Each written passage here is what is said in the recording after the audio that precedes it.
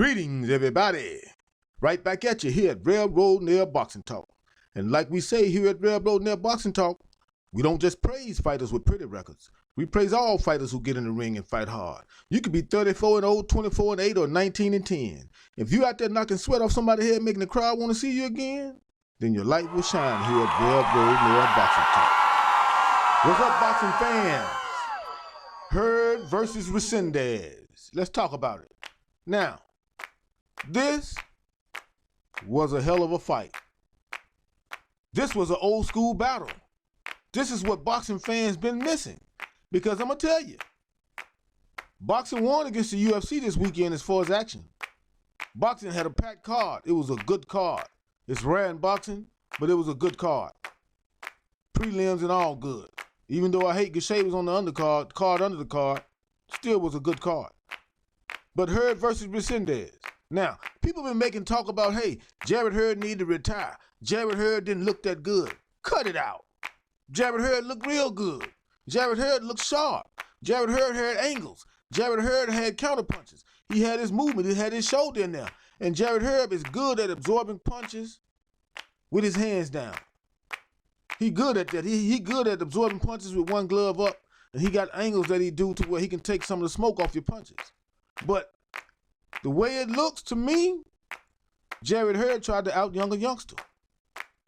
And I could tell from watching the fight that Recendiz watched more tape on Hurd than Hurd watched on him. And I'm saying that because Hurd got a certain style he fight. Every time Hurd threw a punch, Recendiz threw another punch, and it was right on punch. Every time Hurd cut an angle, Recendiz cut an angle and threw a counter punch. Every time Hurd got ready to position a certain way, Recendiz would be there waiting on him with a certain jab or a certain uppercut. And Recendiz always had his hands up in places where Jarrett Hurd would usually hit guys. That tells me that he did his homework.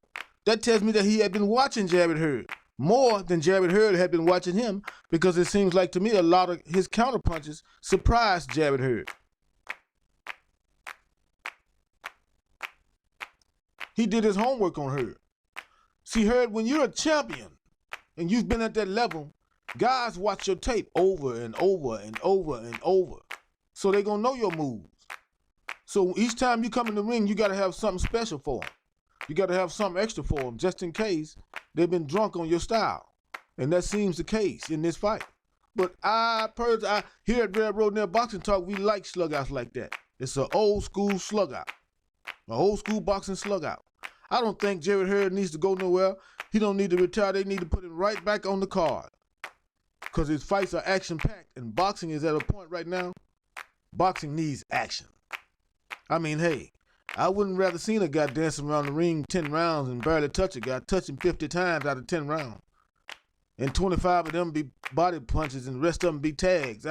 That's not going to get it. That's why this fight shined to me. And that's why I say kudos to both fighters. They both did a great job. Recendiz did his homework. He came out, he wanted it the most. He worked the hardest. Jarrett Hurd worked hard too. Both of them won to me as a boxing fan, but Recendiz got the decision, got the stoppage. I don't like to keep you too long because you don't know me that well, but you will. And like we say here at Railroad Nail Boxing Talk, we don't just praise fighters with pretty records. We praise all fighters who get in the ring and fight hard.